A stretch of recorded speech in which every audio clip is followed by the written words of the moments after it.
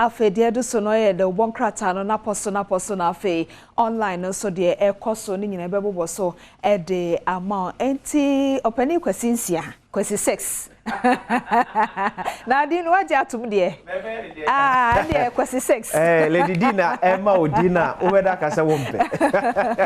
okay timpacho me de Adom online no shase wo ne muboso no emu anopa de ema ya che e wa hanum say ye breaking news no enya samode esanse ose many fear dead in ghastly accident at Edwaje internet is akwansia ho asem de we na ema ya che adomonline.com keep close to Takwade party I no say enya samode kura na come say a please watch sa tipa truck driver no yo so much okay enti omo amahwehwe mu nkoso nanso aya na de eya ahomete ne se feared dead no ho ne asem no obi Joseph na ekro no so dead ne kobema na obi Joseph na ekro no enti well ye momo ya connection na Green Street project launch into Green Street jumade ne so empenifo apa hontoma eche se wo mapa hontoma de na ebehyasia enesa police foil robbery attack on gold buying shop at Konongo enti yasemu and that men's gold no kwasi 6 akosi saying men's gold is some say and aso wo court ajo eti ama se ho no moto no so no aye bibia wo honom ene ade achi ade se ne obete ye customers ne bi ke kan se wo members ne bi wo na ewu because of shop yeah ewu sika so ye moja oh yes sika de maybe sika obi ana ni bre ho moja so ri wo mu a obewu yeah men's gold assembly de well okay, go do jedie ye course Konongo na mama kai men's good and pay. When soon you see my husband stopped being intimate with me for 9 years. Now he wanted emotionally troubled woman seeks advice. Ntikwasi mami futu obe na ade mano. Oh, 9 years there. I know dio. And I say was haba nechi. Say awari mo sem no. Lady moti ho ko ka kire ma me kura se onya ade be chibe kono ni kura sa anyem cause ene emeto aso entira na ma judges ni careful no who saw the aware one sem kokota sometimes judge be twin be about 6 months ni etu asem na she me hunu bi pen ya ekwa wi akire after 1 year asem na sa frɛ na oba na nyem onu ho na nyem ba ma na me ne ba court se ba be ja aware na nam sa na nyem Alhamdulillah. Ghanaian actor Diabolo reveals how he almost lost consciousness after hearing Wache's death. Into Wache so say na person na Diabolo no mo a na oni omti o se ote Wache wu no nyame nko a anka otwahwe Wache nyame fa ne kra. We woka owa de na amaka se ma yanka se enua Bernard Avle. Bernard Kwesi Avle.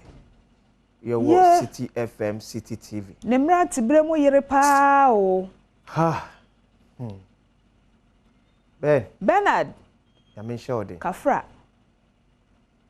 Obi anson shade. Oba ne so nyame fa na kransie ye. Eyasem mra tibremo yere pa o. Eyasem. Hey Ben. Kafra. Kafra. Kafra shouting Kafra no crowd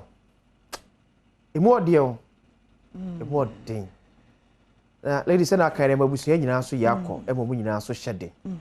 sanya be na enchechiro mo wure ema ya oba time woja na chire so ya men kan kwada ne ho na oma Bernard kuku Avle akokoduro eni ye koduro wo ho betimi ahwe nkwada ama oma be so no safrade ahyede ama mofre Yemanu yako sama ni shadin biem enka City FM ni City TV fo nyina nso ena wo fo nso ma hwere mo baba no yeah ebusuane nso yema mo shadin ye pa ade chie bia wo de ade ba but ni nyina mu no trosem say yenka se ye danyame ase fi se bia obi nim ankoba ne sanso but whatever it is no Ben Kafra wate Kafra Eyasam and then so ye fiada mortuary market ne so beba so obia ene owo dwakọ o mortuary no ye masafo ne so hyeden ene yakọ eyasam okay Lady Mamifa Daily Guide abokata ento asem se Cape Coast Takrade kwanhia no de kan aboso dada. Da abokata de Pastor Mensa Otabefoni abaso pani on da ICGC asafo ano. On say Greater Works Media no koso na enu na papa nya akonya ejina simpie so kasa kire asafo man wa hyenkom ese bibiman mayabamu emu. Esan se America fo enya wompuntuo. Europe fo enya wonde. Asia enye ochefa nyame se won kan kire se afe na aduru abibiman so eti wona epe nwuma wo wiase amama nyina so enche obi adani ba kire abibrem esan se aha ena nwuma ebe piam na busuo eno cho da to agidifo ne kristofo nyina so anim se obi a business na se oya on think big onya ni huge esan se eyade a nyankopon ebe pegya abibiman billionaires pa ebe piede free mem no o say enya sem kuma akra billionaires yes we pie mem no eso enye asem kuma sanso na eye da bokata daily guide enso de abase story ya Adom TV Adom FM ebo ho amane se papa bi ene ne ma miesa akoda anyomo no da bokata so de ho esma be se find papa ne 12,000 Ghana cedis. My brother that John Ajakunko force the foot there come Kennedy Japan and you can Japan we camp once and American. Or say you travel packages to support Black Stars. Ghana has bright future nana ado dankwa akufo ado no abrana yedi ya fofi eda for August 40 ehom. Ghanaian Times the Bokata ensu enye. Or see at Fathers Day economy will bounce back stronger. President na ado dankwa akufo say Ghana fo nyina ki akuma fantu yem. Economy bi atete apasma kwakodu bia no enche besa so ejira na so kiti ejira na so ebiem. Ghana record 400,000 tourist arrival in first quarter of 2022. Dr. Our Minister for Tourism Ena Eka ni say 12 die in road crash at Cape Coast Takrade Highway. Ghanaian Times so na way eba ne anope lady. Ha. Ayasemo okay Ora Haruna is a former National Chairman of NPP. Yes. Okay. At the age of 88. No so we na adwuma wo ewiase Ghana obaye. Ha. Enti ono so tutu so. Ora opani da yie na abusuan so hyeden amanyoko hyeden na afei Ghana fo nyina nso hyeden. Ene efiada mortuary dwada nti ushie ni part wanim na sere na ye papa bia obetumi emro ahoden so efi se enipa etwemu akọ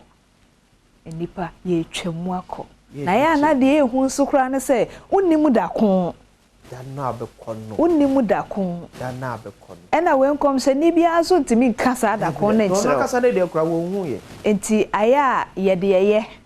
na nipa etwemu akọ ene obi bia obekodwa ewo mortuary bia no kafra ya ma yakọ ene sheding eyasam myjoyonline.com so the binam now we will provide the best of psychosocial support GPA to children of couple found dead in their home kwesi ukaya semi ohime tewia edifi asante mantembae no okuni oyire a wo nyina ewu adada ma bosome dodo no mo manso ededa ho ache se enya potemfo a eti kwesi ebi na ye kan yo te se wo potem kura wote no woni nipa nka obi aye baifo nti o te self contain mu onchie obi mu ago onso mu ago wahu obi nkasa saa na koba enya saa na mepache but ye ne nipa ntena yie na mo bi hu yen ya wahwehwe yen debi ba o hie nipa o se pani o kaso se esen ehu srefo a ene srekire no srefa kire nipa chia nipa ye ka se kone nipa nkoche ofi asem chia nipa oh lady boko de ebi oto ho asem bi obetimi anya kodro aba nche no be di kom yo yeshie onyina wakọ wani wasiso kabisi yaka wasem anya yie eyasam ti asam oto obi be da aba omwa eda no na eyi ohemede asam ne ba oni important mofo ni bitena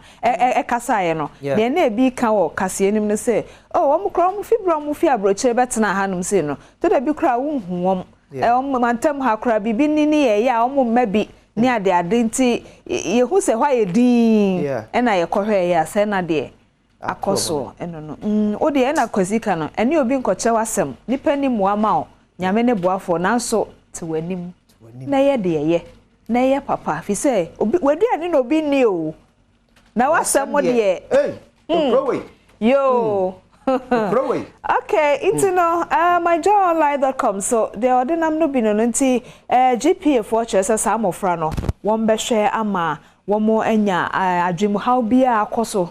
tete wom no omo ebema ho animdifo adanda wom na tumi aboa wom mesrese omo fa yewura yinka ho de wo wini ba no merefi ni din ni kakra ene na say ayo na ye nchechire no omo fa no o chade o wini ba counselor no chade o wini ba no oh na de na odi kosa well meshwa mamo aha enti whatever it is na been for bin so ho nti ombeboa kwasi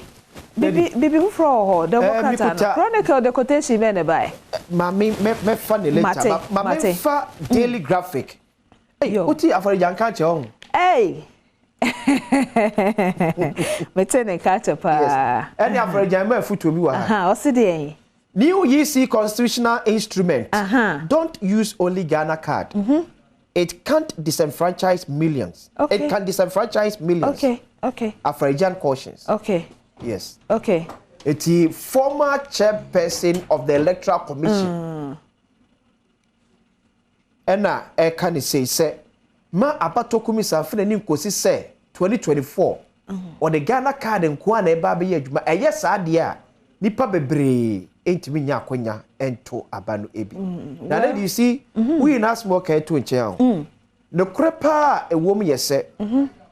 se chief of staff ma me fremo sa opare wanhwe ensiesie ntawantawa na eda minister for communication Esla Owusu Ekufo any executive secretary Emma National Identification Authority Professor Kanate Fantamua sa challenge we ye behu sa ho oh you Canada e fa de ho enyo nwanwa se minister ababonta beka kire se ya extending SIM card registration to September 30th now NI penny na omo ye gina omo Ghana card so e registration beka kire se by September 30th no mewa minister so akwhye dem abema ye date say by September 30th so se uni we NI penfo enya nkitahudi a this issue about say media enye obi time na me adwuma media mama deadline essay eti enwie na say over 850,000 for almost an ka Ghana card obetwa mo sim card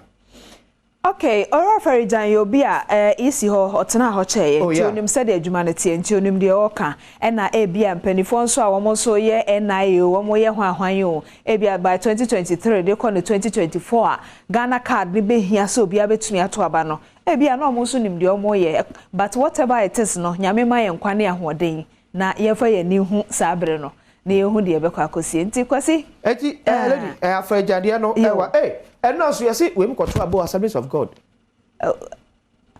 amokoto aba mate I may think nwemu ya bem ba ni nyinem Reverend Wingam ne wi ni ye kwasi mate etino and also to feel kwasi ano well we see ayefa of edikan no si hanum say na fe ne eye efiada enti agokansie ahosepe efisem pensem mu ni nyina dide so a ebeba wakwam yemo wache